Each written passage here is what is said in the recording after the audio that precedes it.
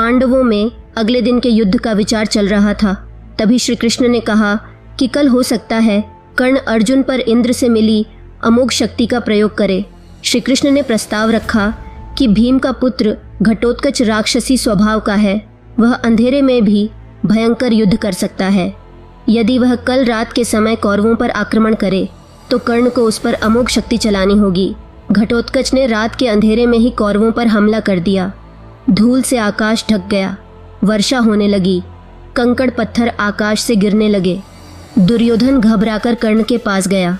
कर्ण पहले तो टालते रहा, पर दुर्योधन को अत्यंत व्याकुल देखकर अमोघ शक्ति लेकर निकला तथा उसने घटोत्कच पर अमोघ शक्ति का प्रयोग कर दिया।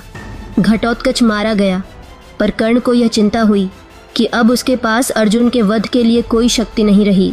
रात के आक्रमण से कौरव बहुत क्रोधित थे। युद्ध के 14वें दिन द्रोणाचार्य भी बहुत क्रोधित थे। उन्होंने हजारों पांडव सैनिकों को मार डाला तथा युधिष्ठिर की रक्षा में खड़े द्रुपद तथा विराट दोनों को मार दिया। द्रोणाचार्य के इस रूप को देखकर श्री कृष्ण भी चिंतित हो उठे। उन्होंने सोचा कि पांडवों की विजय के लिए द्रोणाचार्य की मृत्यु आवश्यक है।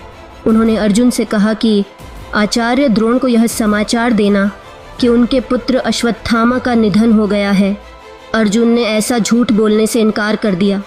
श्री कृष्ण ने कहा कि अवंतीराज के हाथी का नाम भी अश्वत्थामा है, जिसे भीम ने अभी मार डाला है।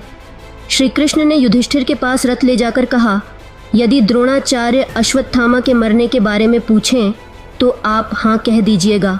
तभी चारों ओर से शोर मच गया कि अश्वत्थामा मारा गया। द्रोणाचार्य को इस बात पर विश्वास नहीं हुआ। द्रोणाचार्य ने युधिष्ठिर से सत्य पूछा, क्योंकि वे जानते थे कि युधिष्ठिर असत्य नहीं कहते। युधिष्ठिर ने कहा, हाँ आचार्य, अश्वत्थामा मारा गया, किंतु नर नहीं, कुंजर। युधिष्ठिर द्वारा नर कहते ही श्री कृष्ण ने इतने जोर से शंख बजाया कि द्रोणाचार्य आगे के शब्द ना सुन सके। द्रोणाचार्य ने अपने पुत्र के वियोग में अस्त्र शस्त्र फेंक दिए तथा रथ पर ही ध्यान मग्न होकर बैठ गए। तभी द्रुपद पुत्र धृष्टद्युम्न ने खड्ग से द्रोणाचार्य का सिर काट दिया।